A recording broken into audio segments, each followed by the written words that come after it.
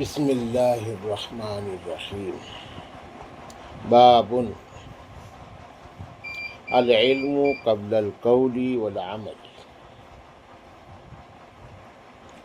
لقول اللہ عز وجل فاعلم انہ لا الہ الا اللہ فبدأ بالعلم۔ ایک عجیب باب امام بخاری رحمۃ اللہ علیہ نے قائم کیے ہیں۔ علم کی فضیلت کے لیے غور کیا جائے تو امام بخاری رحمۃ اللہ علیہ کا کتاب العلم بخاری شریف میں یہ باب کافی ہے۔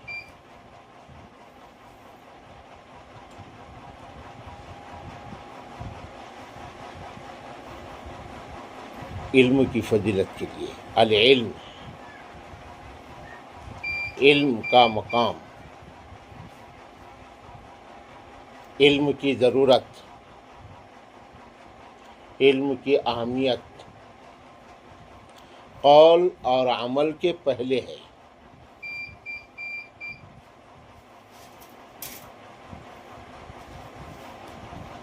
جیسے حضرت شیخ نے فضائل اعمال میں علم کی فضیلت میں جو اقوال نقل کیے ہیں اس میں قول ہے علم امام ہے، عمل اس کا تابع ہے۔ ظاہر سی بات ہے، ہر بات کہنے سے پہلے اور ہر کام کرنے سے پہلے اس کا علم ضروری ہے۔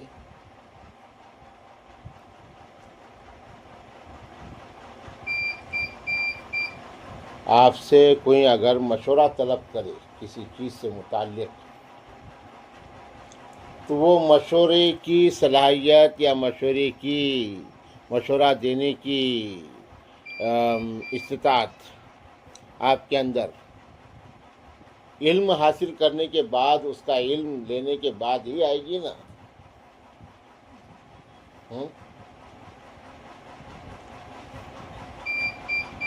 جس کے پاس جس چیز کا علم ہوتا ہے اس سے اس چیز سے متعلق مشورات طلب کیا جاتا ہے، رائے لی جاتی ہے، مطلب اس نے پہلے اس کا علم لیا۔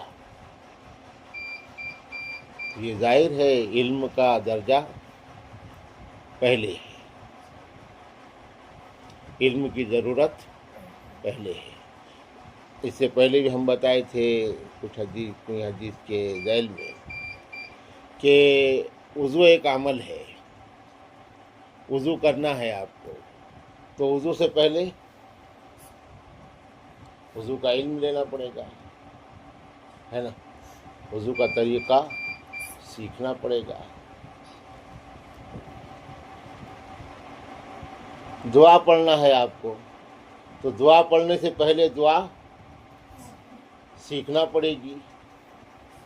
دعا پڑھنا ایک قول ہے، زبانی عمل ہے نا، قول یعنی زبانی عمل، تو وہ پہلے سیکھنا پڑے گا پھر آپ پڑھیں گے۔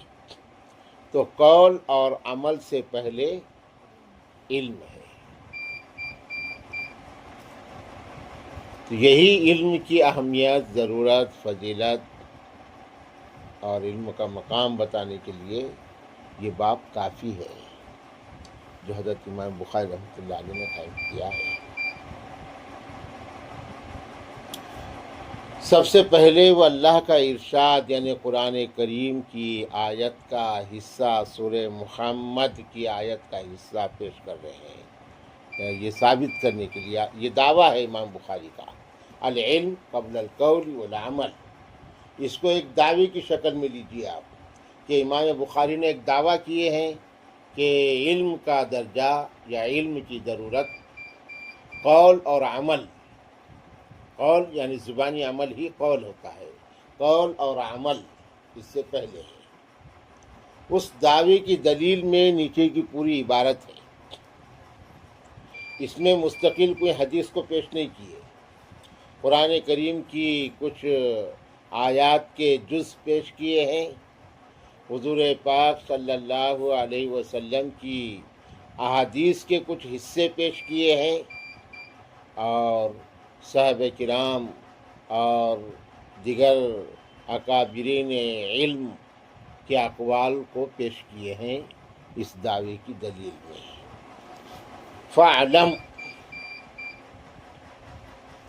اللہ کہہ رہے ہیں جان لو، فَاعْلَمْ جان لو یعنی علم لو، ہے نا، علم لو، معلوم کر لو، معلوم کرنا یعنی علم لینا، انہ لا الہ الا اللہ، کہ بے شک وہ نہیں ہے کوئی معبود سوائے اللہ کے۔ تو پہلے آپ سیکھیں گے نا یہ کلمہ، سیکھیں گے، اس کے بعد پڑھیں گے، اس کے بعد سمجھیں گے۔ تو یہاں علم پہلے آیا نا، فعلم، ہے نا، سیکھ لو، معلوم کر دو، علم۔ فبدأ بالعلم، اللہ نے علم سے شروع کیا ہے نا۔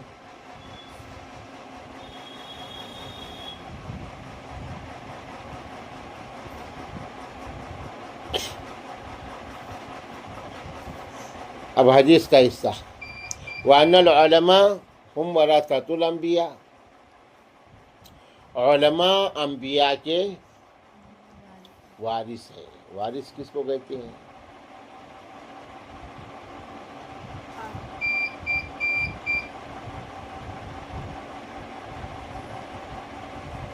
اب یہ تو حدیث ہم پڑھتے آئے نا، سنتے بھی آئے، پڑھتے بھی آئے۔ علماء انبیاء کے وارث ہیں۔ وارث کس کو کہتے ہیں؟ وارث کہتے ہیں پراپرٹی کا حقدار۔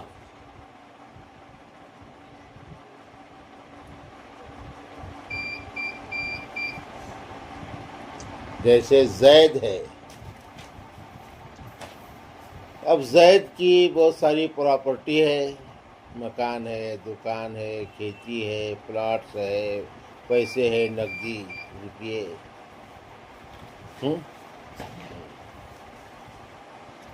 اب زید کے 4 بیٹے ہیں، 2 بیٹیاں ہیں، ماں باپ ہیں۔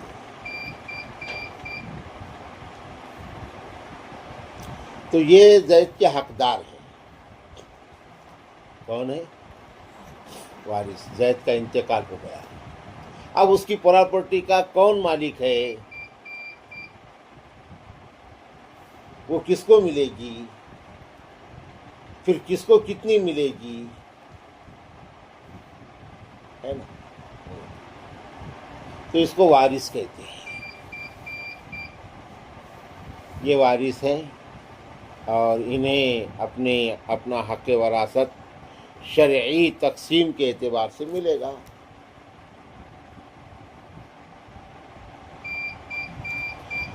ایسے انبیاء علیہم السلام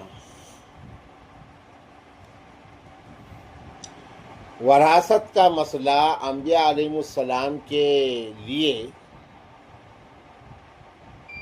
ان کی قوم اور ان کی امت سے مختلف ہے۔ پہلی بات تو یہ کہ انبیاء علیہم السلام اپنی کوئی پراپرٹی اور جائیداد نہیں چھوڑتے۔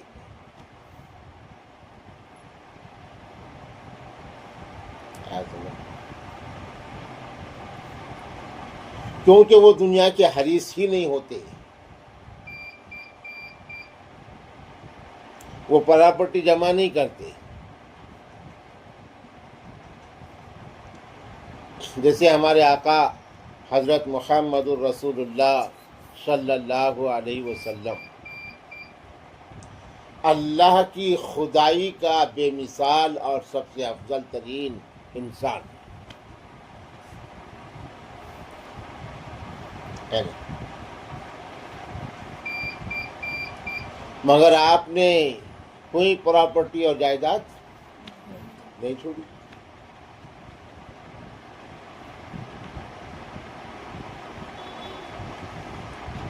جبکہ اللہ کی منشا، اللہ نے آپ کو جو چاہے وہ دے دیا تھا، بس آپ کے ہاتھ میں ہے، کیا لینا ہے لے لو، ہے نا؟ مگر نہیں، آپ نے کہا کہ میں مسکین ہوں اور مسکین ہی رہنا چاہتا ہوں، اور میں مسکینوں کو پسند کرتا ہوں، میں مسکنت کی زندگی گزارنا چاہتا ہوں، اور جب میں دنیا سے جاؤں تو میں مسکین ہی رہوں۔ اللہم انی احب ان احیا مسکینا وان اموت مسکینا وان احشر مع المساکین، یعنی کوئی پراپرٹی جائیداد نہیں دنیا میں۔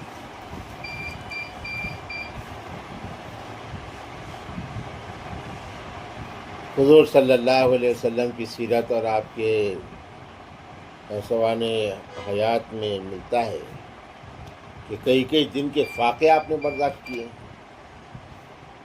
پیٹ پر پتھر باندھے ہیں، بھوک جب برداشت نہیں ہوتی تھی تو پیٹ پہ پتھر باندھے۔ آج دنیا میں کوئی ایسا انسان ہوگا جو شدت بھوک اور ناقابل برداشت ہونے کی وجہ سے اپنے پیٹ پر پتھر باندھ رہا ہو؟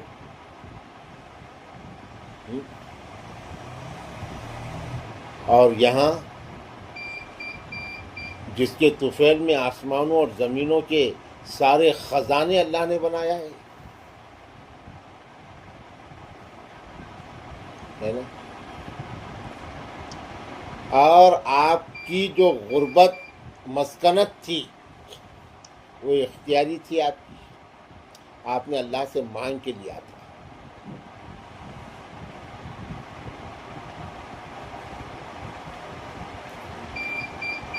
اللہ سے مانگ کے لیا تھا۔ ہے چٹائی کا بچھونا، کبھی خاک ہی پہ سونا، کبھی ہاتھ کا سرہانا، مدنی مدینے والے، ہے نا؟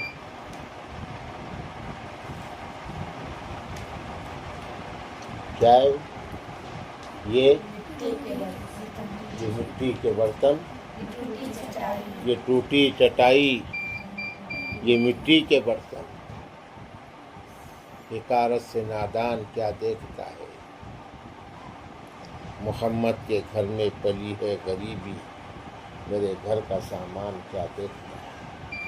تو آپ نے کوئی پراپرٹی نہیں چھوڑی۔ جب آپ کا وصال ہوا تو آپ کے پاس کیا تھا؟ 2 سواری تھی، ہے نا؟ خچر اور ایسی کوئی اونٹ وغیرہ ایسی 2-3 سواری تھی، تلوار تھی، وہی آپ کا چھوٹا سا کمرہ تھا، شراب تھا، کچھ برتن تھے، کوئی پراپرٹی نہیں تھی۔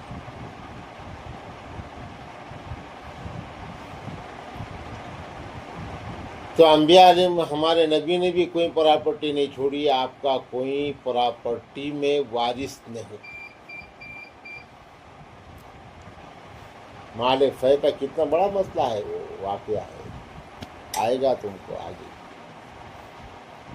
حضرت فاطمہ رضی اللہ تعالی عنہا نے حضرت ابوبکر صدیق سے آ کے مطالبہ کیا تھا کہ میرے باپ کا جو باغ ہے، میرے والد کا، وہ ہم کو دے دو، آپ کا جو تھا، ہے نا؟ بہت بڑا مسئلہ ہے پورا۔ حضرت عمر کے دور تک چلا ہوا،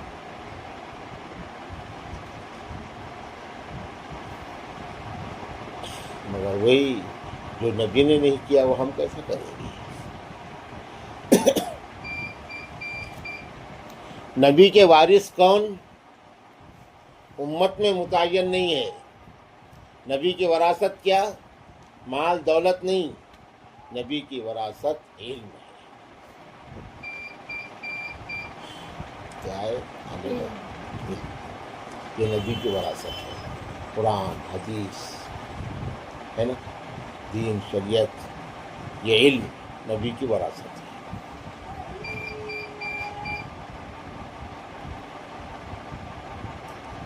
جو خوش نصیب ہے وہ نبی کا وارث بنے گا. تہجد پڑھنے والا نبی کا وارث نہیں ہے، ٹھیک ہے، ولی بنے گا. چاشت اور اشراق کی پابندی کرنے والا، تقوی اور طہارت اختیار کرنے والا، اعمال میں زہد اختیار کرنے والا، ٹھیک ہے، ولایت کے درجے کو پہنچے گا، لیکن نبی کا وارث نہیں ہو سکتا.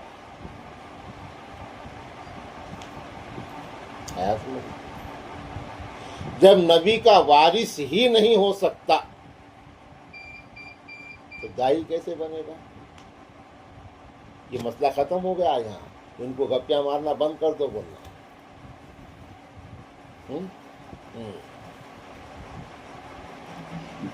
سمجھ، بغیر علم کے، مستند علم کے کوئی نبی کا وارث نہیں ہو سکتا. اور جب نبی کا وارث ہی نہیں ہوگا تو دائی کیسے بنے گا؟ نبی کی وراثت ہے نا دعوت. دعوت یعنی علم ہے نا. دعوت کہیں کی دیں گے؟ کھانے کی دیں گے، پورن پولیاں پکائیں گے. دعوت علم کی دیں گے نا. تو علم کی دعوت دینے کے لیے علم چاہیے نا تمہارے پاس. اور مستند علم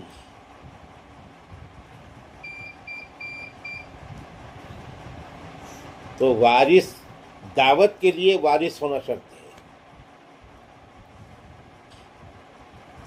نبی کی وراثت علم ہے، وہ ہے سامان دعوت، اساس دعوت، وہ ہے علم. وہ جس نے دیا وہ وارث اور وہ دائی ہے نا.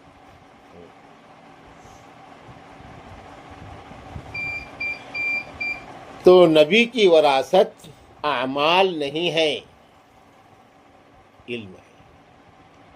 اعمال تو امت کو کرنا پڑے گا.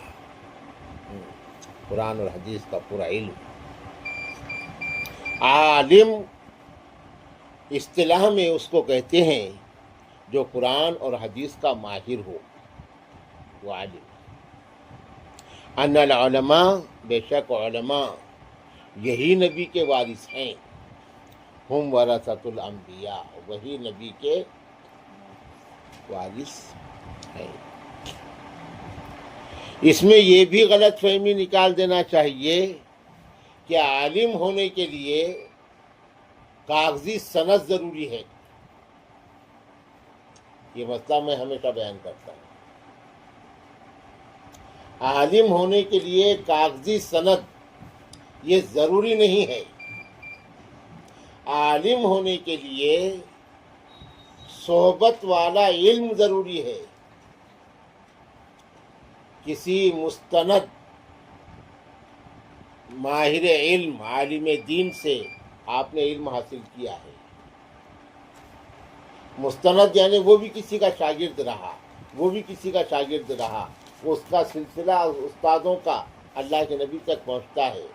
آپ نے ایسے استاد سے علم حاصل کیا ہے، ان کی صحبت میں، اور مہارت حاصل کی ہے. یہ ضروری ہے عالم ہونے کے لیے. کاغذ کی سند ضروری نہیں ہے. سند کا سلسلہ کب سے شروع ہوا؟ اب شروع ہوا نا کچھ دن. سند کا جو سلسلہ ہے تو یہ زیادہ سے زیادہ 100-150 سال سے شروع ہوا. 150 سال. اس کے پہلے کاغذی سند نہیں تھی. اس کے پہلے سند کیا ہوتی تھی؟ استاذ اپنے شاگرد کو پڑھاتا تھا اور 8-10 سال تعلیم ہو گئی. استاذ کو شاگرد پر اعتماد قائم ہوتا تھا کہ اب میرا شاگرد مکمل ہو چکا ہے. استاد شاگرد سے کہتا تھا کہ اب آپ قرآن اور حدیث کا علم دوسروں کو دے سکتے ہیں. میں اپنی پوری سند کے ساتھ میں آپ کو اجازت دیتا ہوں. یہ عالم بن گیا ہے. سمجھ؟ تو یہ تھا طریقہ پہلے. اور صحیح طریقہ تھا، اوریجنل طریقہ تھا، اوریجنل زمانے میں، ہے نا. اب جو ہے تو ضابطے چل رہے ہیں، پروسیجر چل رہا ہے. نہ حسن میں رہی وہ شوقیاں، نہ عشق میں رہی وہ مستیاں، نہ غزنوی میں تڑپ رہی، نہ وہ خم ہے زلف ایاز میں.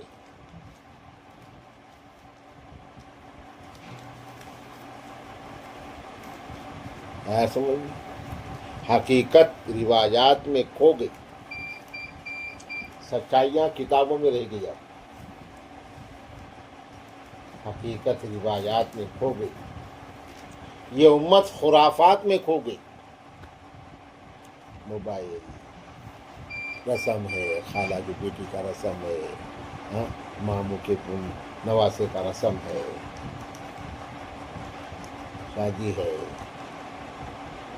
افو کے چچیرے بہن کی شادی ہے، ہاں، افو کی آنکھیں لال ہو گئی دکھنے سے، ہاں، ہے نا. تو یہ امت خرافات میں کھو گئی.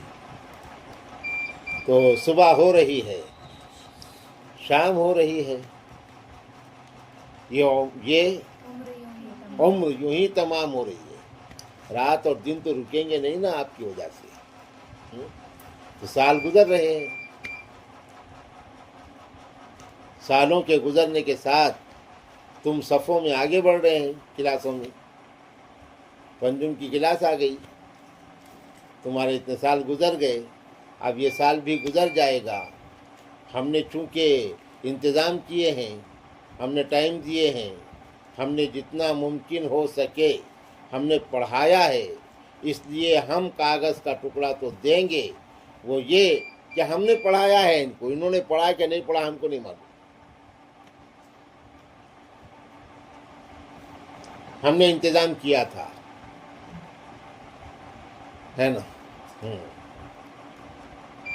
ہم نے سنگرش کیا، مجاہدہ کیا، محنت کی، انتظام کیا، زمانے کی شرارتوں سے ہم نے جنگ کی، ہم نے پڑھایا. ہم کاغذ کا ٹکڑا دے رہے ہیں.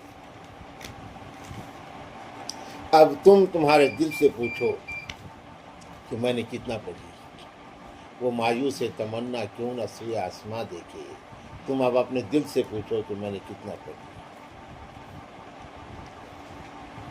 ہے نا. دنوں کو کوئی واپس نہیں لا سکتا. وقت ایک ایسی چیز ہے جس کو واپس نہیں لایا جا سکتا. نہ کوئی طاقتور لا سکتا، نہ کوئی ڈاکٹر لا سکتا، نہ کوئی حکیم لا سکتا، نہ کوئی عامل لا سکتا، اور نہ کوئی دولت مند، نہ بادشاہ. دنیا کے اندر ایسی کوئی طاقت اللہ نے پیدا نہیں کیا جو وقت کو واپس لائے. ایک ہی وقت ایسا آیا تھا جو وقت آگے بڑھانی ٹھہر گیا تھا دنیا میں. جب سے دنیا بنی تب سے لے کے اس کائنات میں ایک ہی موقع ایسا آیا تھا جب وقت ٹھہر گیا تھا، وہ آگے نہیں بڑھا تھا. باقی تو الوقت کالسیف فإن لم تقطعه فإنه يقطعك. باقی وقت ٹھہرتا نہیں، وقت نہیں ٹھہرتا، ہے نا. وقت گزرتا رہتا ہے. زندگی ظل زائل ہے، ختم ہونے والا سایہ. زندگی ختم ہونے والا سایہ ہے. دنیا بنی ہے جب سے لاکھوں کروڑوں آئے، باقی رہا نہ کوئی، مٹی میں سب سمائے.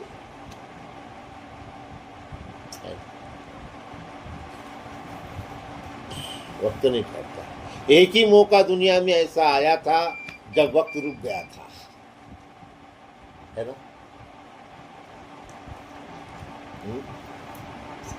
ہے نا. ہاں، شاباش. ایک ہی موقع ایسا آیا تھا، اور وہ موقع قدرت نے محبت کے لیے لایا تھا، ہے نا؟ قدرت نے محبت کے لیے لایا تھا، یعنی اللہ نے اپنے نبی کے لیے لایا تھا، ہے نا؟ اللہ ہی سب کر سکتے ہیں، انہوں نے تو یہ نظام بنا دیا وقت کا، ایسے بہت سارے نہیں ٹھہرے گا، ہے نا؟ مگر ایک ایسا موقع لایا اللہ نے، وہ بھی بتا دیا ہم اپنے محبوب کے لیے وہ بھی کر سکتے ہیں جو کبھی نہیں ہوگا، ہاں ہے کہ نہیں؟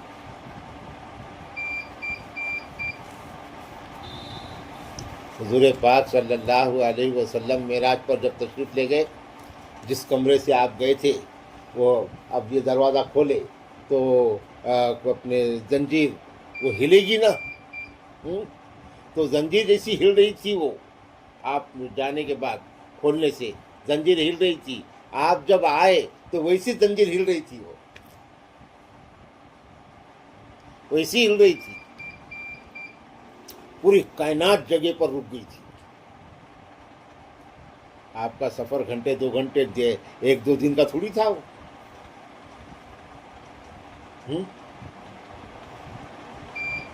مگر پوری کائنات جگہ پہ، سونے والے سو رہے تھے، جاگنے والے جس کنڈیشن میں تھے اسی کنڈیشن میں تھے، سب پوری کائنات جگہ پہ۔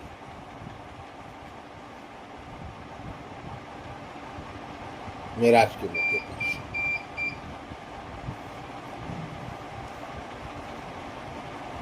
سمجھ میں آیا؟ سبق ملا ہے یہ معراج مصطفیٰ سے مجھے، کیا سبق ملا، کیا معلوم ہوا؟ عالم بشریت کی زد میں ہے گردوں، انسان کا مقام تو معراج سے معلوم ہوا کہ انسان کا کتنا بڑا مقام ہے۔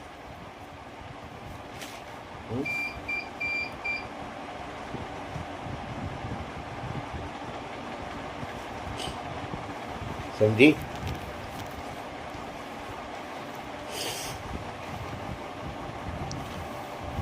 تو انبیاء علیہ السلام کے وارث علماء، علم اپنے سینوں میں لینے والے لوگ، جتنا لے سکتے لے لینا چاہیے، جتنا لے سکتے لے لینا چاہیے۔ یہی ایک چیز ہے جہاں کسی کی سازش نہیں چلتی۔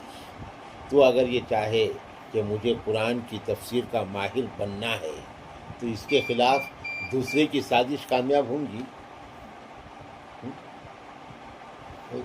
یہی ایک چیز ہے علم،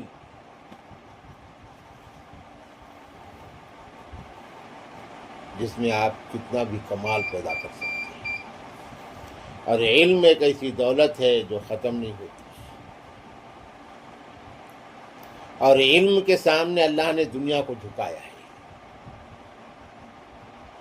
بشرطے کہ عالم اپنے علم کی عزت کرنے والا ہو۔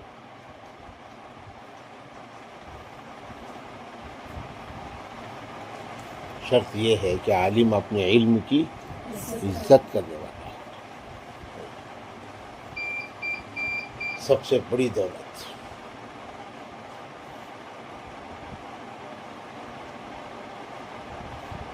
اب دیکھو ہمارے اکابرین کو،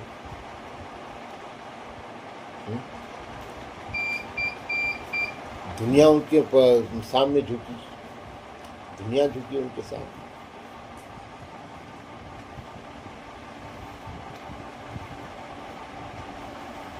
بعد اپنے سعودی کا فرما روا، جب حضرت مولانا علیمیہ رحمۃ اللہ علیہ، حضرت قاری طیب صاحب جاتے تھے سعودی کو، فرما روا بادشاہ اٹھ جاتا تھا جگہ سے، حضرت کو اٹھاتا تھا۔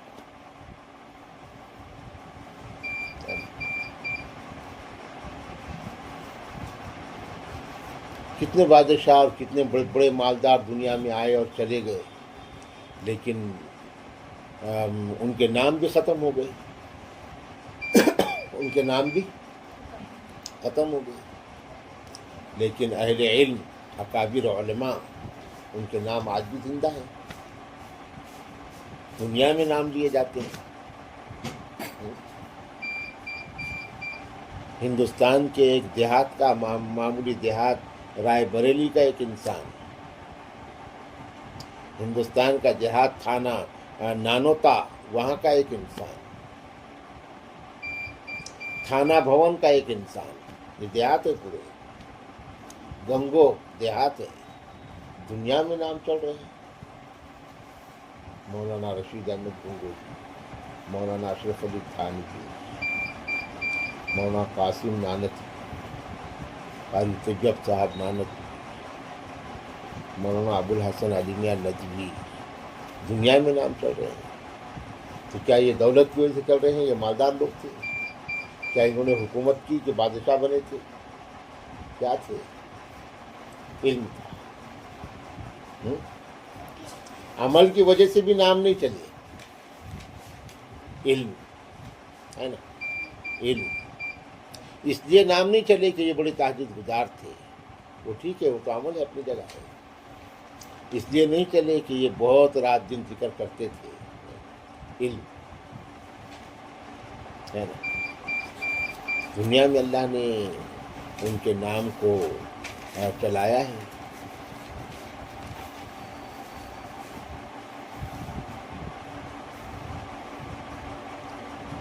تو علم بڑی چیز ہے، علم اللہ کی صفت ہے، اللہ علیم ہے، اللہ کیا ہے؟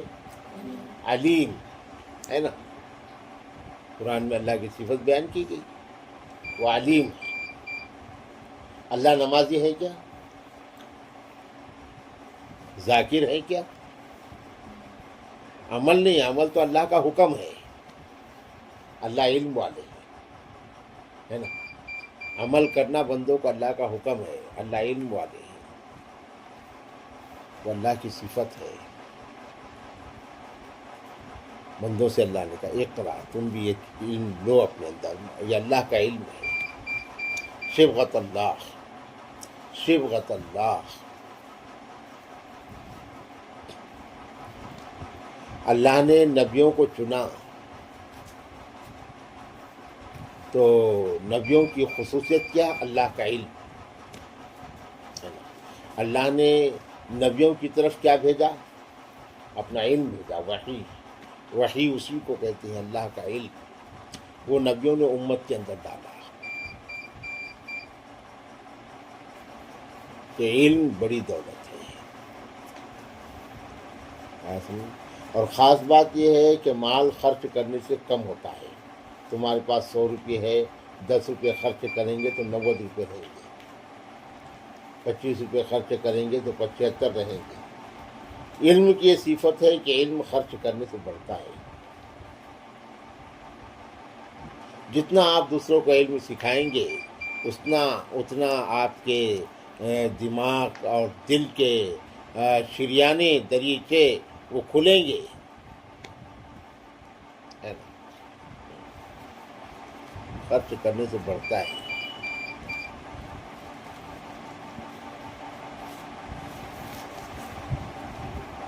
تو انبیاء کی وراثت یعنی جائیداد و علم ہے۔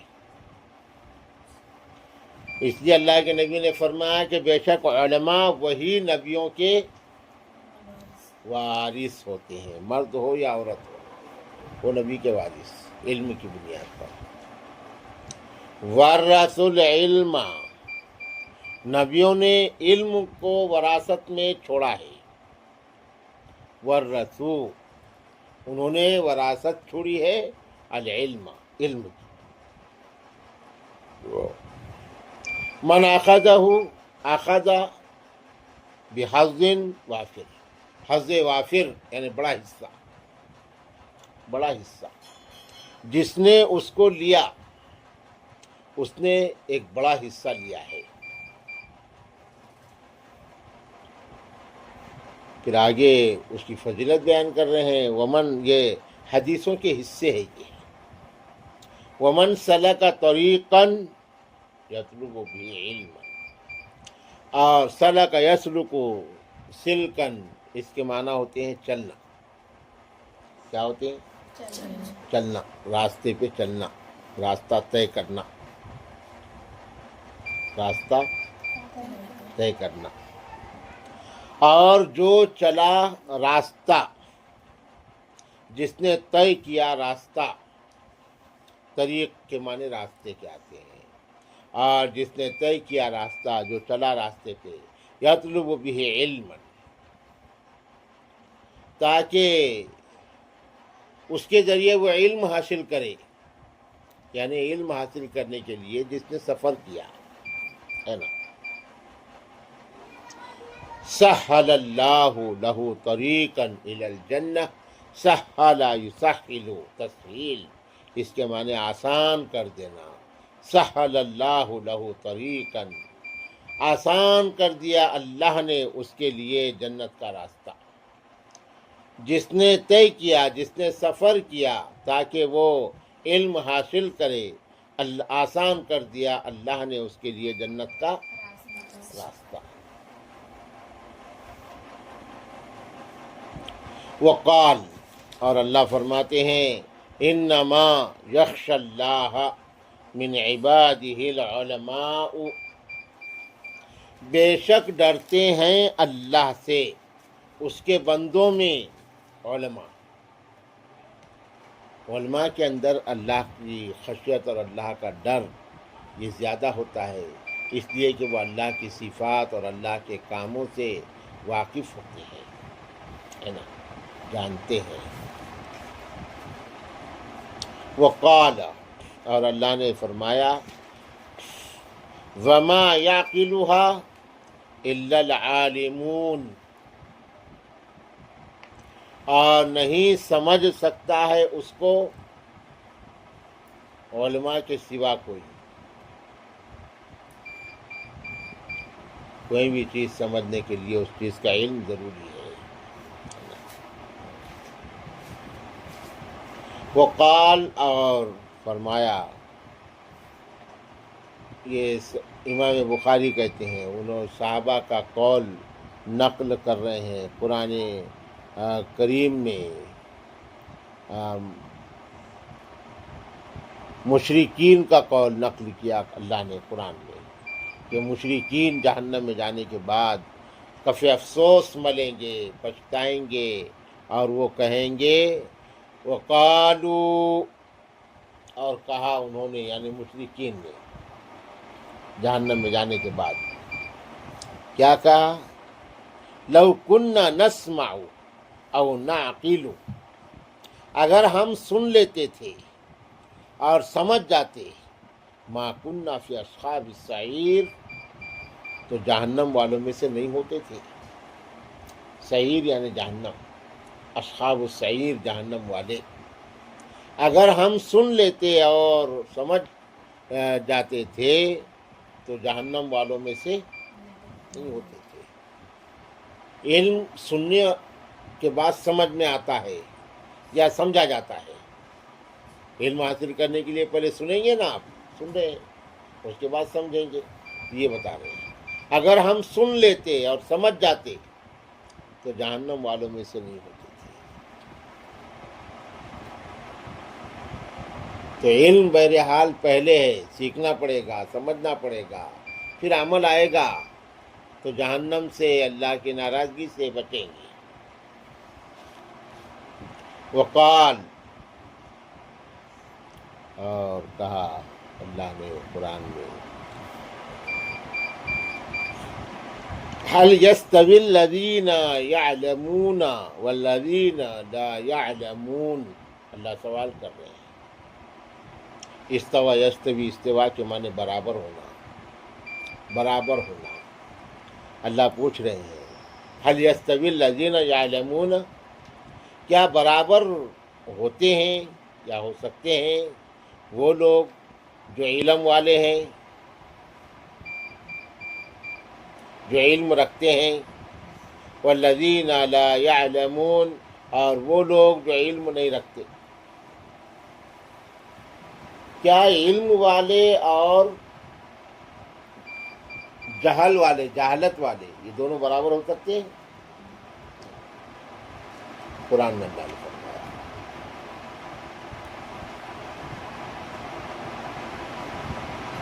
سایہ اور دھوپ برابر ہو سکتی ہے؟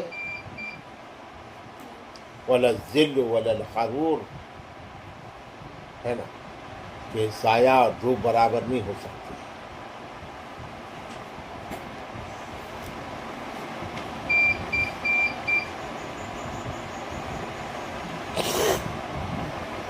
وقال النبی صلی اللہ علیہ وسلم، اور نبی پاک صلی اللہ علیہ وسلم نے ارشاد فرمایا ہے، من یرید اللہ بہ خیرا یفقہہ فی الدین،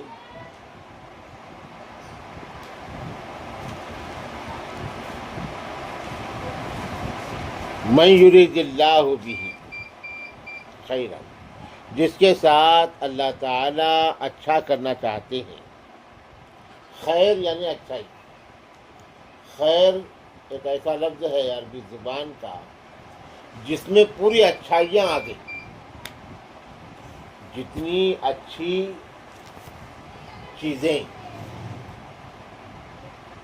ہو سکتی ہیں جو ایک انسان کے لیے دنیا اور آخرت میں ضروری ہے کامیابی اور راحت کے لیے، وہ سب خیر میں،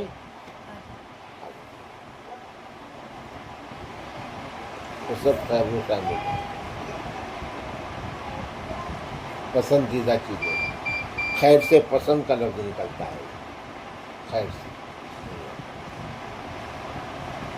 پسندیدہ چیز۔ مختار، خیر سے بنا ہوا لفظ ہے مختار۔ ہمارے نبی کے لیے نبی مختار کہتے ہیں، یعنی پسندیدہ۔ مختار کے معنی کیا ہے؟ پسندیدہ، چنا ہوا، اس کو کہتے ہیں مختار۔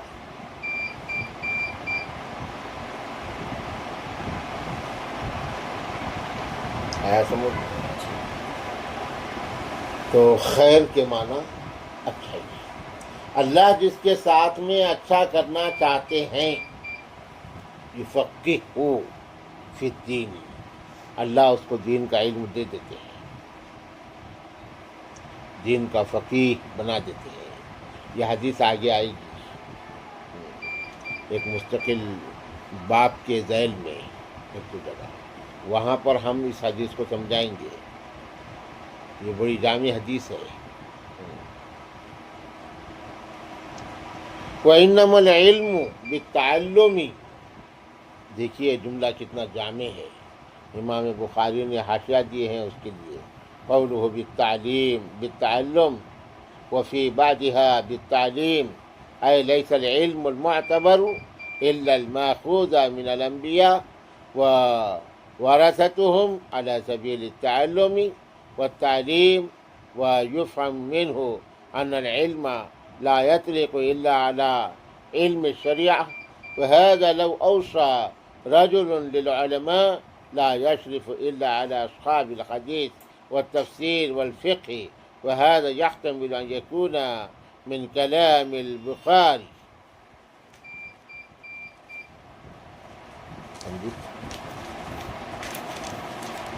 سمجھے گا تو علینا؟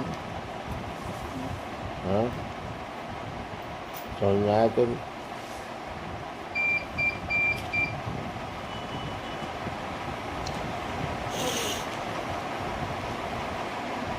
وَإِنَّمَا الْعِلْمُ بِالتَّعَلُّمِ، انہوں نے حاشیہ دیے ہیں، ٹھیک ہے، وہ حاشیہ بھی اپنی جگہ ٹھیک ہے، مگر ہمارے نزدیک اس کا مفہوم اس سے بھی اونچا ہے۔ انہوں نے حاشیے میں دیے ہیں قولہ بالتعلم وفی بعدها بالتعلیم، بعض نسخوں میں تعلم کی جگہ تعلیم کا لفظ ہے۔ اس کا مطلب یہ ہے کہ لیس العلم المعتبر الا الماخوذ من الانبیاء، کہ معتبر علم وہ ہوتا ہے جو انبیاء علیہ السلام سے لیا گیا ہو، اور سیکھنے سکھانے کے طریقے پر یہ ان کی وراثت ہوتی ہے۔ وَيُفْهَمْ مِنْهُ أَنَّ الْعِلْمَ لَا يَطْلِقُ إِلَّا عَلَى عِلْمِ الشَّرِيعَةِ، اور یہ بھی اس سے سمجھ میں آتا ہے کہ علم کا اطلاق شریعت کے علم پر ہی ہوتا ہے۔ وَهَذَا لَوْ أَوْصَى رَجُلٌ لِلْعُلَمَاءِ، لا یشرف الا علی اصحاب الحدیث والتفسیر والفقہ. انہوں نے یہ کہا ہے کہ علم کا اطلاق علم شریعت پر ہی ہوتا ہے. یہ بھی بات اس سے سمجھ میں آتی ہے، لیکن یہ جو ہے اس کو محدود کر رہے ہیں، محدود کر رہے ہیں. وَإِنَّمَا الْعِلْمُ بِالتَّعَلُّمِ، اس کا مفہوم اس سے اونچا ہے. امام بخاری رحمۃ اللہ علیہ نے اپنی دوربین نگاہ سے ایک فتنے کا سدباب کر دیا اور آنے والی قیامت تک مسلمانوں کو یہ سمجھا دیا کہ زمانہ آن لائن کا آئے گا. ممکن ہے دنیا میں کبھی لاک ڈاؤن بھی لگے گا. لاک ڈاؤن لگنے میں کلاسیں ختم ہو جائیں گی. اساتذہ اور اپنے مشائخ کی صحبت میں بیٹھنا یہ بھی قانوناً کہیں نہ کہیں جرم قرار پائے گا. درسی مجلسیں بھی ختم ہو جائیں گی. سیکھنے سکھانے کی مجلسیں بھی کچھ دنوں کے لیے ختم ہو جائے گی. اور آن لائن کا دور دنیا اس کو مشین سے معلوم کرنے کو بہت بڑی چیز سمجھے گی. لیکن یاد رکھنا مسلمانوں، یہ سب فتنوں میں سے ایک فتنہ ہوگا. اللہ کے دین کا اور اللہ کا علم یہ مشینوں سے اور ہواؤں کے دوش پر تم کو نہیں مل سکتا. اللہ نے ایک سنت قائم کی. اگر اللہ چاہتے آن لائن علم دینا تو ان کی قدرت سے یہ کیا بعید تھا؟ کیا نبیوں کا سلسلہ کیوں قائم کرتے ہو؟ آن لائن علم دیتے تھے، آن لائن اتار دیتے تھے، لوگوں کو حکم دے دیتے تھے جاؤ فلاں پہاڑ پہ سے لاؤ کتابیں اور وہ پڑھو سیکھو. لیکن نہیں، اللہ نے ایک نظام قائم کیا ہے. ان اللہ یصطفی من الملائکۃ رسلا ومن الناس رجال اللہ اور کتاب اللہ. یہ اللہ نے نظام قائم کیا ہے.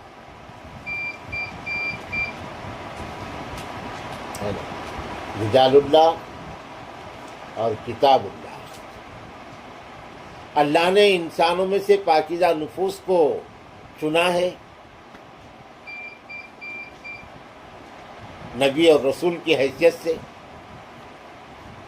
اور ہمارے آقا صلی اللہ علیہ وسلم پر اللہ نے اس نبیوں کی بعثت کے سلسلے کو ختم کر دیا. اور نبیوں کے پاس پھر اللہ نے وحی کی ہے، بھیجی ہے، اپنا علم بھیجا ہے. کہیں تختیوں کی شکل میں، کہیں اوراق کی شکل میں، کہیں کتابوں کی شکل میں، کہیں صحیفوں کی شکل میں اللہ نے وہی بھیجا ہے. اور پھر نبیوں کو حکم دیا ہے یا ایھا الرسول بلغ ما انزل الیک، کہ رسول تم یہ جو ہم نے تم کو دیا ہے، بھیجا ہے، وہ تم پہنچاؤ، دوسروں کو، انسانوں تک پہنچاؤ. اگر تم نے نہیں پہنچایا ہے وَإِن لَمْ تَفْعَلْ فَمَا بَلَّغْتَ رِسَالَتَهَا، تو ہم نے جو تم کو رسالت دی ہے اس کا حق ادا نہیں کیا. واللہ یعصمک من الناس، اللہ حفاظت کرنے والے ہیں لوگوں سے. تو رجال اللہ اور کتاب اللہ. دنیا علم کے سیکھنے سکھانے میں کتاب سے بھی بے نیاز نہیں ہوگی اور استاد سے بھی بے نیاز نہیں ہوگی. رندو پی ڈی ایف میں تمہارے 1,00,000 کتابیں رندو، مگر یہ کتابوں سے دنیا بے نیاز نہیں ہوگی. اس کے بغیر علم نہیں چلے گا دنیا میں. نہ سکھانا ہو سکتا ہے، نہ سیکھنا ہو سکتا ہے، نہ مطالعہ ہو سکتا ہے، نہ پڑھنا ہو سکتا ہے. دیکھو ہواؤں کی دوڑ، یہ اللہ کی سنت ہے، اللہ کا فیصلہ ہے. حضرت امام بخاری رحمۃ اللہ علیہ وَإِنَّمَا الْعِلْمُ بِالتَّعَلُّمِ، یہ چھوٹے سے جملے کے ذریعے سے یہ سمجھا رہے ہیں کہ بغیر استاذ کے علم کو سیکھنے کی کوشش یہ ایک فتنہ ہے، ناکام کوشش نہیں بلکہ یہ ایک فتنہ ہے، اور اس فتنے کا شکار یہ امت ہو گئی۔ عام لوگوں کا فتنے کا شکار ہو جانا یہ تو خیر یعنی زیادہ تعجب کی بات نہیں ہے، مگر تعجب ہی نہیں، افسوس کی بات یہ ہے کہ اس فتنے کا شکار اس امت کے علماء بھی ہو گئے۔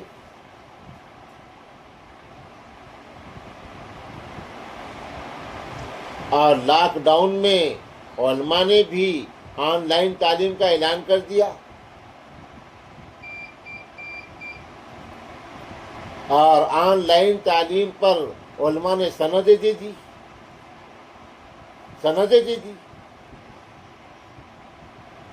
اور آج بھی یہ علماء آن لائن کورسز چلا رہے ہیں، مفتی کا کورس، اور یہاں تک کہ تعجب کی بات تو یہ ہے کہ تصوف جس میں صحبت ہی شرط ہے، تصوف کے یعنی شیخ اپنے مرید کی تربیت بھی آن لائن کر رہا ہے۔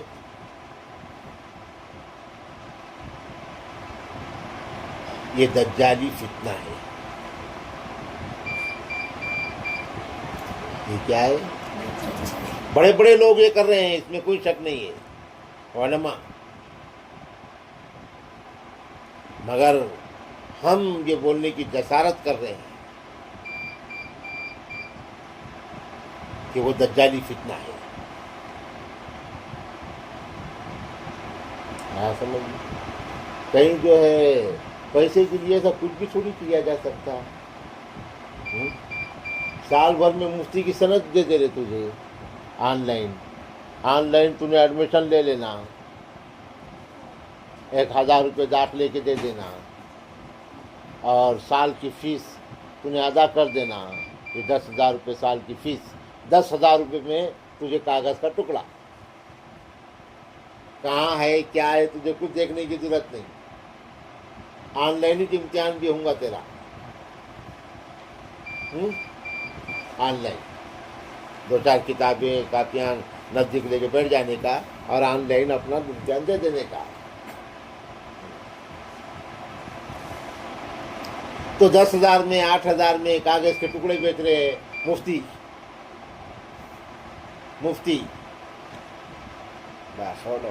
کیا تماشا ہے۔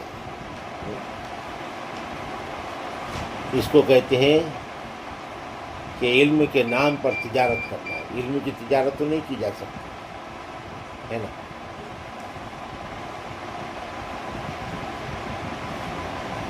یہ جو اصطلاحیں ہیں، عالم، مفتی، قاضی، یہ جو اصطلاحیں ہیں، محدث، فقیہ، مفسر، یہ اصطلاحیں بڑی عظمت والی ہیں، میں بتاؤں گا بعد میں تم کو کسی موقع پر، اور وہ اصطلاحوں کو ہلکا کر دیے۔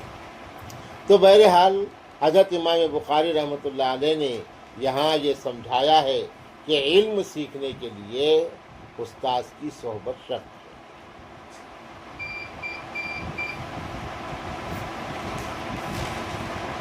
استاذ کی صحبت شرط ہے، بغیر صحبت کے علم بالکل مخاط۔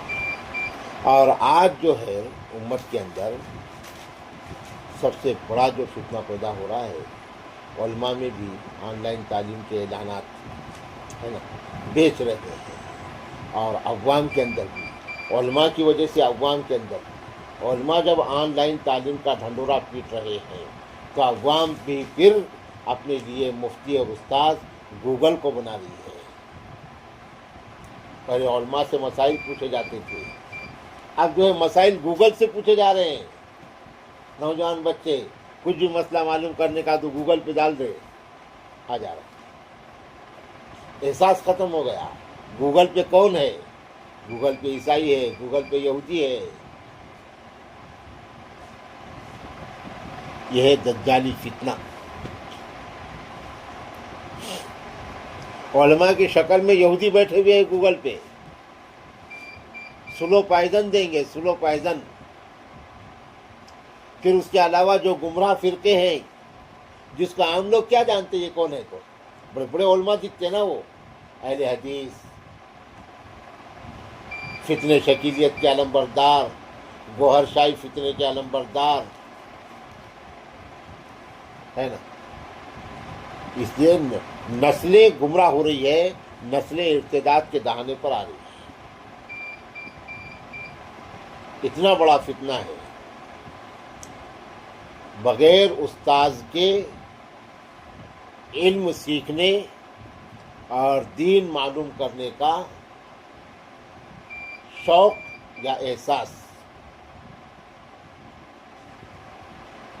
ایمان بھی جا سکتا ہے، اتنا بڑا فتنہ ہے۔ تو حضرت امام بخاری رحمۃ اللہ علیہ نے یہ جملہ کہہ کر وہ فتنوں کا سد باب کر دیا، اور یہ بتایا کہ بغیر علماء اور بغیر اساتذہ کے علم سیکھنے کی خواہش یا شوق یہ فتنہ ہے، علم بغیر سیکھے نہیں آ سکتا۔ معلومات ہوں گی، معلومات کا اعتبار نہیں ہے کہ صحیح ہے کہ غلط ہے، علم نہیں آ سکتا۔ بڑا جملہ ہے، بڑی اہمیت رکھتا ہے۔ وقال ابو ذر، حضرت ابو ذر رضی اللہ تعالی عنہ بڑے پرہیزگار اور بہت متشرع اور بلکہ متشدد صحابی تھے دین کے معاملے میں۔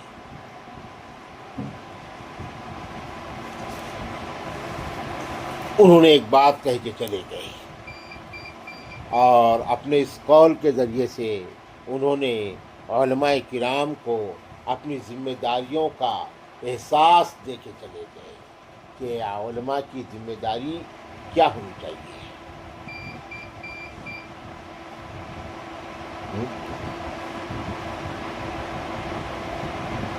کہ سبق پڑھ پھر صداقت کا، عدالت کا، شجاعت کا، علماء کی ذمہ داری۔ علم لیا ہے تو یہ صرف شوق تھوڑی ہے، بڑی ذمہ داری ہے، بڑی ذمہ داری ہے۔ سبق پڑھ پھر صداقت کا، عدالت کا، شجاعت کا، لیا جائے گا تجھ سے کام دنیا کی۔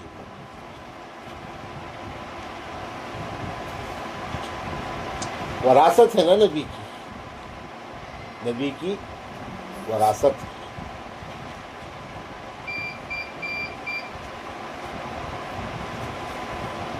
نبی کی وراثت جس نے لے لیا، یقیناً اس کو نبی کی رفاقت مل جائے گی قیامت کے دن، جنت میں نبی کی رفاقت مل جائے گی۔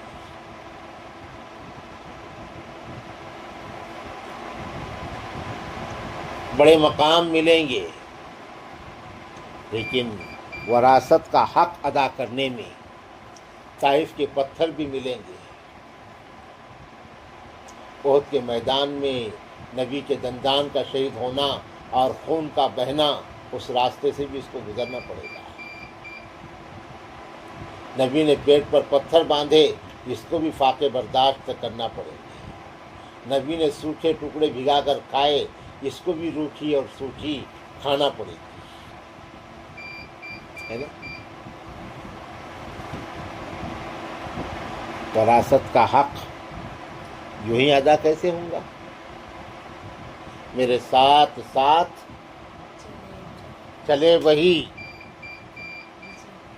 گویا نبی کہہ رہے ہیں میرے ساتھ ساتھ چلے وہی۔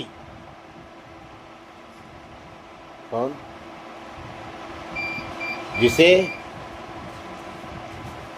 میرے ساتھ ساتھ چلے وہی جو خار راہ کو چوم لے۔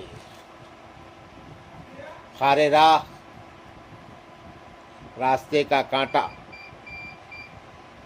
راستے کا کانٹا، خار یعنی کانٹا، راہ یعنی راستہ، خار راہ راستے کا کانٹا، یعنی راستے کی مشکلات جو گوارا کرے، برداشت کرے، میرے ساتھ ساتھ چلے وہی جو خار راہ کو چوم لے، جسے مشکلوں سے گریز ہو، جو مشکلیں برداشت نہیں کر سکتا، جسے مشکلوں سے گریز ہو، وہ میرا شریک سفر نہ ہو۔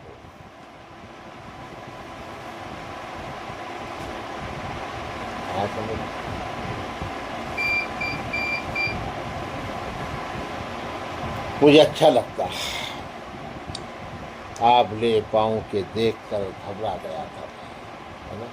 مجھے اچھا لگتا، آبلے پاؤں کے دیکھ کر جی خوش ہوا، وادی پرخار دیکھ کر۔ تو بڑی ذمہ داریاں ہیں علماء کی، ہے نا؟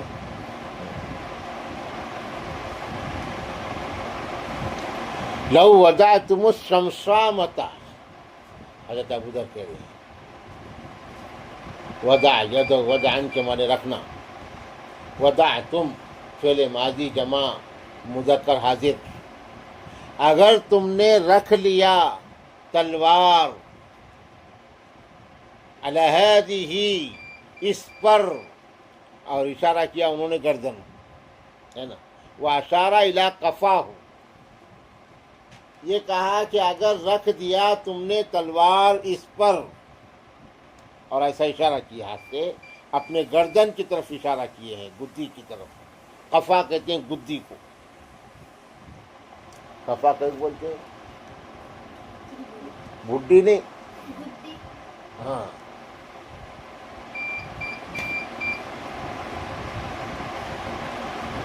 قفا بولی تو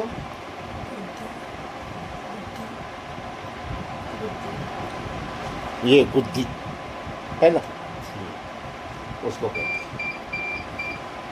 اونک، گردن کو بولتے ہیں اونک، یہ گردن ہے نا، اس کو اونک کہیں گے، اس کو حلقوم بولیں گے، حلقوم، ووضع السکین علی حلقومہ، اور انہوں نے چھری ان کے حلقوم پر رکھی، حضرت ابراہیم علیہ السلام کے واقعے میں ہے۔ اور قفا گردن کو کہتے ہیں، یہ گدی کو، سمجھ۔ حضرت ابو ذر رضی اللہ تعالی عنہ نے فرمایا، لو وضعتم الشمشامۃ، اگر تم نے رکھ لیا تلوار، شمشامہ یعنی تلوار، اگر رکھ لیا تم نے تلوار اس پر، اور اشارہ کیا اپنے گدی کی طرف، واشارہ، اور اشارہ کیا انہوں نے الی قفاہ، اپنے گدی کی طرف، ثم ظننت، تلوار رکھنے کے بعد، ثم ظننت، پھر میں یہ سمجھوں یا مجھے یہ گمان ہو، انی انفذ کلمۃ، کہ میں کوئی ایک بات کہہ سکتا ہوں، سمیعتھا من النبی، جس کو میں نے نبی صلی اللہ علیہ وسلم سے سنا ہے، قبل ان تجیزوا علیہ، اس سے پہلے کہ تم میرے اوپر تلوار چلا ڈالو، لانفذتھا، تو میں وہ بات کہہ دوں گا، یعنی میں اپنا فریضہ کہاں تک ادا کروں گا، کہاں تک اپنا فریضہ ادا کروں گا، کہ اگر تم نے چھری رکھ دی میرے گلے پر، یا تلوار رکھ دی میری گدی پر مجھے مارنے کے لیے، اور یہ تلوار چلانے تک مجھے یہ سمجھ میں آئے کہ میں کوئی ایک بات پہنچا دیتا ہوں، بول سکتا ہوں، تو میں وہ بات بول کر رہوں گا، یعنی نبی کی حدیث، نبی کی بات، دین کی بات،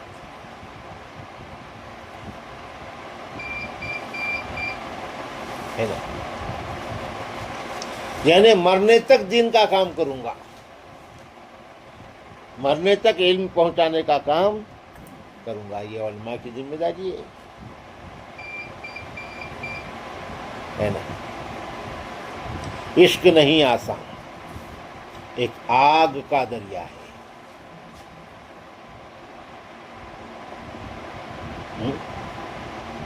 عشق نہیں آسان، ایک آگ کا دریا ہے.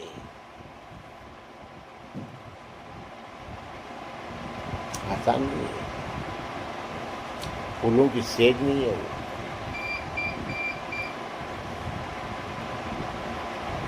سمجھ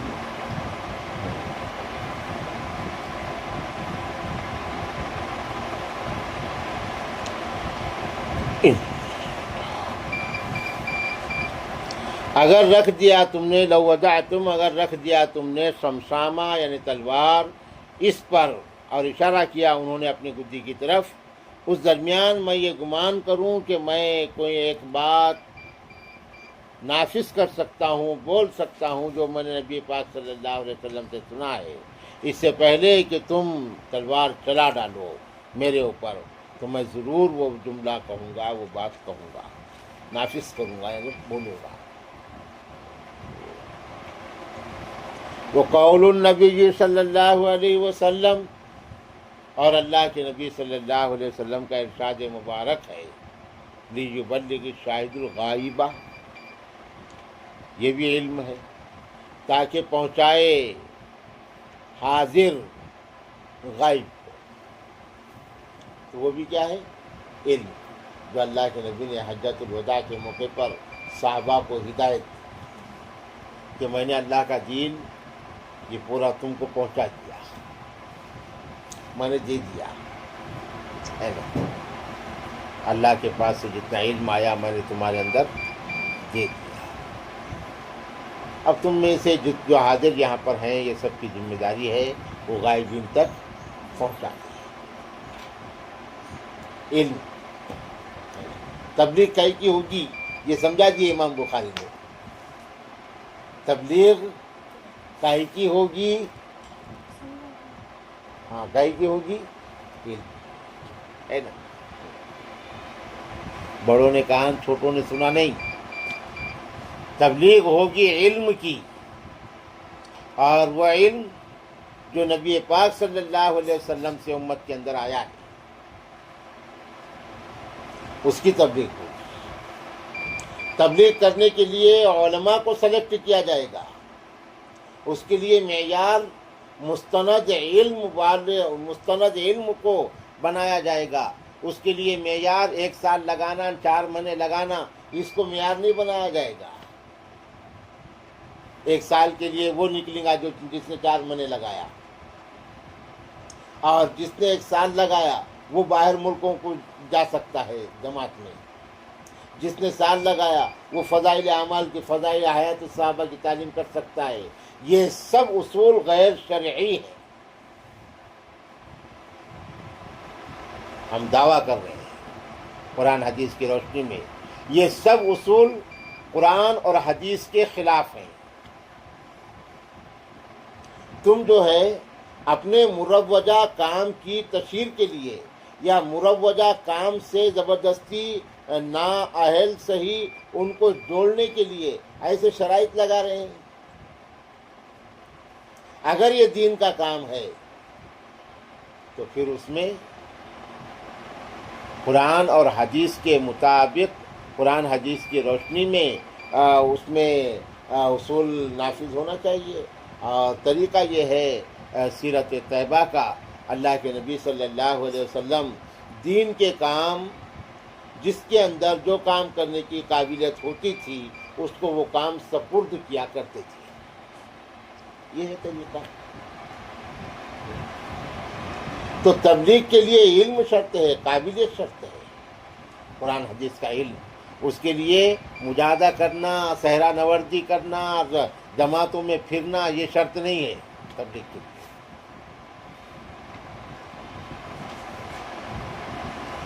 خروج تبلیغ کے لیے شرط نہیں ہے، یاد رکھنا. اس کے لیے علم شرط ہے. یہ سب غیر شرعی اصول ہیں. علی الاعلان کہتے ہیں، لوگ ڈرتے ہیں بولنے کے لیے.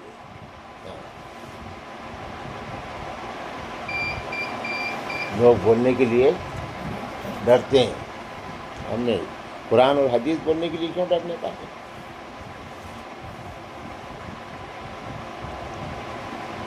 لیبلغ الشاہد الغائب، تاکہ پہنچا دے حاضر لوگ غائب تک. وقال ابن عباس، اور حضرت عبداللہ ابن عباس رضی اللہ عنہ نے فرمایا، کونو ربانیین، قرآن کی آیت کا حصہ ہے. اللہ کہتے ہیں کہ ربانی بن جاؤ.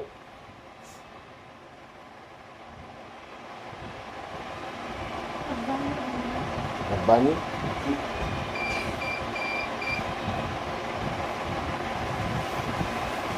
اللہ کہہ رہے ہیں ربانی بن جاؤ. ربانی رب سے ہے، رب والے ہے نا. ہاں، ربانی بن جاؤ. عالم ربانی بولتے نا، تو عالم ربانی کس کو کہتے ہیں؟ میں تنقیص نہیں کرتا اعمال کی، لیکن میں سمجھانے کے لیے کہتا ہوں. عالم ربانی تہجد، اشراق، چاشت پڑھنے والے کو نہیں کہتے. عالم ربانی تکبیر اولیٰ کی پابندی کرنے والے کو نہیں کہتے. یہ تو اس کا اضافی کمال ہے، اس کی پابندی ہے، اس کا تقوی ہے، اس کا زہد ہے، زیادت ہے، وہ الگ چیز ہے. اللہ کے پاس اس کا ثواب ملے گا، درجے بلند ہوں گے، وہ الگ چیز ہے. لیکن عالم ربانی اس کو کہتے ہیں جو دین سیکھنے کے لیے جو لوگ آئے، ان کی استعداد اور ان کے معیار کے اعتبار سے ان کو دین سکھائے گی.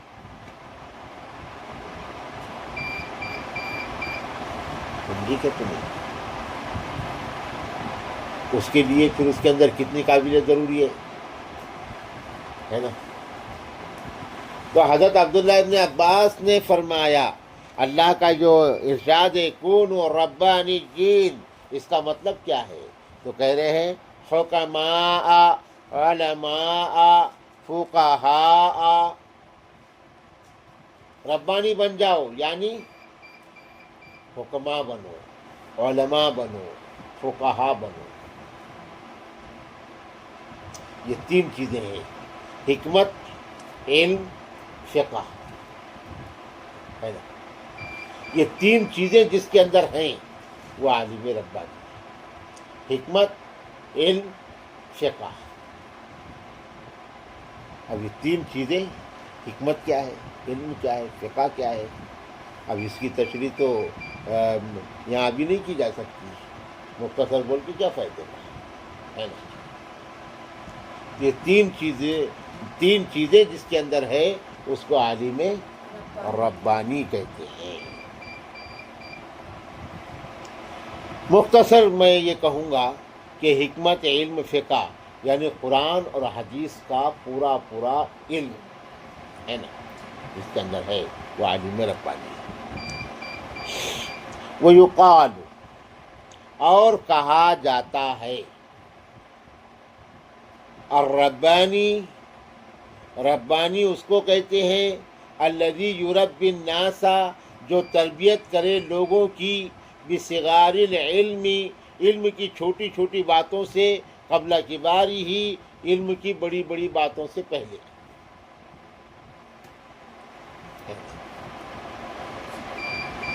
اس کو کہتے ہیں عالم ربانی.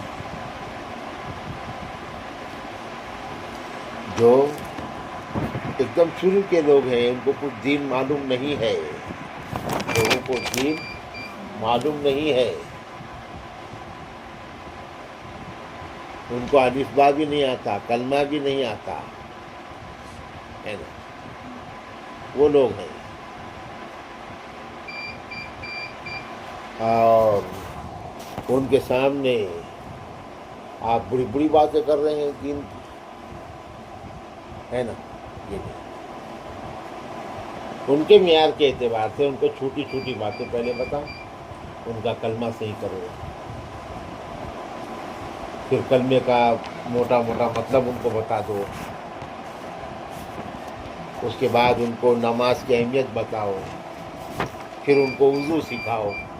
وضو جو ہے، وضو میں 17 سنتیں ہیں، وضو میں 4 فرض ہے، یہ مت بولو ان کو بولو وضو میں پہلے اپنے ہاتھ دھوتے 3 بار، ہے نا، اس کے بعد یہ چہرہ دھوئیں گے اس طرح، اس میں کوئی سوکھا نہیں رہنا، پھر اپنے ہاتھ دھوئیں گے یہ کونیوں سمیت، یہ 3 بار دھوئیں گے، یہ 3 بار دھوئیں گے، پھر پانی لے کے ایسا یہ کر کے ایسے مسا کریں گے، اس کو مسا کہتے ہیں۔ اس کے بعد سیدھا پیر دھوئیں گے، یہ ٹخنا ہے، یہ ٹخنا پورا دھونے میں آ جانا، کچھ سوکھا نہیں رہنا، پھر بایاں پیر ایسا ہی دھوئیں گے، ایسا سمجھائیں گے تو اس کے سمجھ میں آ جائے گا۔ ہاں نہیں، وضو میں 4 فرض ہے۔ ہاں پہلے چہرہ دھونا، پیشانی کے بالوں سے لے کے چوڑی کے نیچے تک، اس کان کی لو سے اس کان کی لو تک، ہاں تو سمجھ گئے؟ تو اس اعتبار سے سمجھانا، وہ پوری چیزیں آ گئی جو کتاب میں ہے، مگر آسانی کے ساتھ اس کو سمجھ میں آ رہا ہے نا۔ اس کو ربانی کہتے ہیں، اس کو